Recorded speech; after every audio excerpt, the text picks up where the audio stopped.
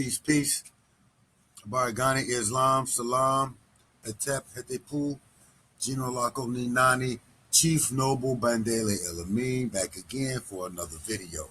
This video is the Circumcision video dealing with Circumcision Islam, the origins of Islam, the pre-Islamic era, and how that influences us today. So I did a video previously on the origins of Islam, and I wanted to just kind of go a little bit more detailed in certain areas, some of the things that I missed or did not get correct. So, for example, talking about Allah, there's a lot of talk about Allah being a moon god. What I'm finding is that a lot of Christian texts from the past 19th century has made these assumptions. However, Allah is a pre-Islamic term that was used, and it was kind of looked at in a different way, which we'll discuss. So I wanted to talk about the word Allah and how it is actually related to pretty much the Abrahamic religion. And so we look at Allah. It says an Arabic word for God in in Abrahamic or Abrahamic religions, okay? So what is Abrahamic or Abrahamic religion? It is Judaism, Christianity, and Islam. Those are Abrahamic religion because they all accept the same God that was revealed to Abraham, as it says in here. Okay, so we know from that all three of those religions are interconnected. They are the same. So it says that the word is thought to be derived by contradiction from al-Elah, meaning the God, and is related to El and Elah, the Hebrew and Aramaic versions or words of God. Okay, so you've got the word Allah has been used by Arabic people of different religions since pre-Islamic time. Okay, so we know that this is a pre-Islamic term. We also know that Allah is basically El-Eloah or El-Elyon, El-Elah. And this word El-Elah are together, meaning Allah. So Hebrew and Islam have their same origins from the same wording system, which is Phoenician, if I might add. So now that's been said, let's go look at pagan traditions that connect a lot of the Circumcision knowledge that we on today. Okay, so let's look at this. I'm going to go back a little bit. I think this is a little bit ahead.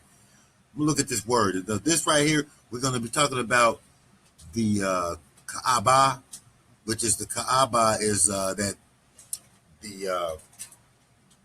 monumental shrine, the black shrine that is in Arabia or Mecca. So, a lot. It's a Islamic, as you see here. It's in the Islamic ritual of Tawaf. Muslims go around the Kaaba 7 times. Okay, in Hindu they do it too. But this word circumambulation 7 times. So the word circumambulation is to go in circles around a particular object. So it says in Islam, worshippers and pilgrims do that around the Kaaba of Mecca. Pre-Islamic pagans used to do it to please the moon god Hubal. The 360 deities of Allah, who were merely one among the many deities worshipped there. So Allah was one of them ones. But the main god of the Kaaba was Hubal. Okay, so it's important. Hubal seems to be important deity in pre-Islam. So let's get Hubal. It says Hubar was a moon god worship at the Kaaba. The crescent moon was Hubal's symbol. Now, where do we get that? We see the crescent moon shape for most Islamic symbolism. It said Muhammad, pagan grandfather, okay, almost slaughtered Muhammad's father at the Kaaba to Hubal. Talks about an arrow showed that Abdullah, Muhammad's father, was to be sacrificed. Okay, then they took the boy to El Kaaba with a razor to slaughter the boy. Okay, so we're gonna get into the arrow in a minute because arrows are dealing with Hubal as well. Now it says right here, the Kaaba, Islam holiest shrine, has been a place where such pagan sacrifices and slaughters have been taken uh, in place for Hubal. When Muhammad founded Islam, he discarded Hubal. At the Battle of Badr, his enemy Abu Sufyan praised the high position of the moon Hubal, saying, "O Hubal, be high." Muhammad asked the followers to yell back, "Allah is higher." This is a sentence commonly uttered as Allahu Akbar in Arabic. Okay, we always thought that was God is great, but it's saying that Allah is higher. So that's interesting. But it's so that's important to know that Hubal is really pre-Islamic, and that's really where we see the origins from the Star and Crescent. We'll look at it, and you can see the Star and Crescent. So that was the symbol for Hubal. So let's go to Hubal and look at a little bit more at Hubal. It says that Hubal here was a god worshipped in pre-Islamic Arabia. Okay, noticeably by the Quraysh. Okay, which at the Kaaba in Mecca. The god's idol was a human figure believed to control the acts of divination. So Hubal was over divination, which would be closely, I think, related to Tahuti of Kemit, or even maybe in West Africa with voodoo and voodoo, you have the Ifa oracle. Okay, so I think that Hubal was looked at that. Now it says that it controlled the acts of divination, which was performed by tossing arrows before the statue. The direction in which the arrows pointed answered questions asked of the idol. The origins of the cult of Hubal are uncertain, but the name is found in Nabatean Arabic, which is inscriptions in northern Arabia. The specific powers and identity attributed to Hubal are equally unclear.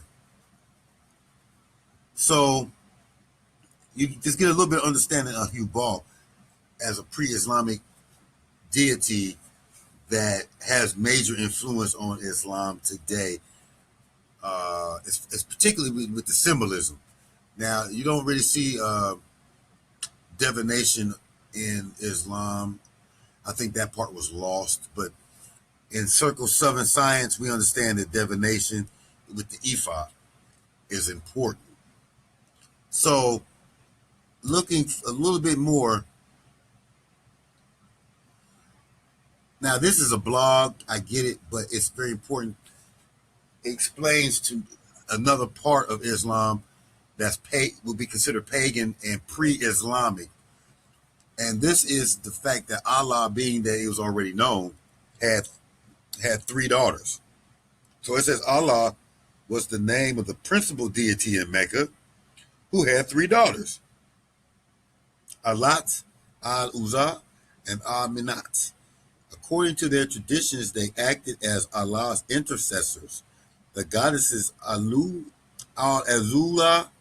Alat, and Al-Manat formed a triad of pre-Islamic Arabia. Now, to me, this goes back to Tree of Life. The Tree of Life. Okay, where you got uh, the top, the triad, the three-headed at the top. Okay, Allah being ahead of overall of it. So it says that Allah is equated with the goddess Athena, Al-Manat with Nemesis, and Al-Uzza with Aphrodite. Allah was viewed as an overarching sky god before the coming of Islam. So, I mean, Allah was always kind of looked at in high regards. And I think that the people already understood Allah's position and power before the Prophet Muhammad, peace be on him, brought it in another way. Now it says, and the name Allah was associated with the idea of divinity itself. So that's important. Thus, the entire pre-Islamic Arab pantheon of gods was considered inferior or subservient to Allah, which is El-Eloah or the El-Eloah, which was the Canaanite version of God, if you will, which we'll get into that at some point in another video. But it says that subservient to Allah, which is where the idea of the $3 eventually came into being. So I'm not going to go into it too much, but you see that these three, I'm put them up. Al-Uzza, the strong one, Alat, whose name is in contraction with Al-Aliyat, the goddess, okay, and Al-Manat, derives from Minya or fate or destruction. So it kind of reminds you of Hindu too, the three gods of Hindu, or any of the gods. These are the three Trinity, if you will. Okay, so before, one more thing I wanted to get into a little bit more, and we talked about this in another previous video, but it's about the Sabaens, okay, or the Sabaens or the Sabaens.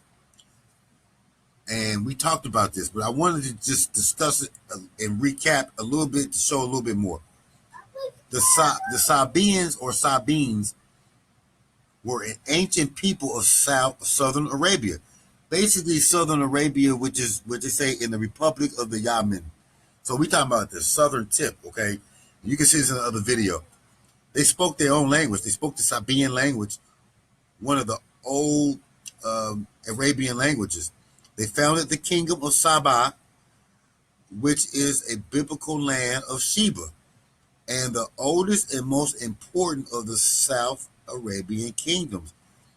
The date of the foundation of Saba is a point of disagreement among scholars. Kenneth Kitchen dates the kingdom back to like 1200 BCE and 275 CE. Capital being Ma'rib, and the other hand with the guy Israel Frankenstein and Silberman write that the Sabaean kingdom began to flourish only from the 8th century. So there's a discretion, but it is an ancient city going back probably at least 1200 BCE. Okay. They say they were mentioned several times in the Hebrew Bible and the Quran.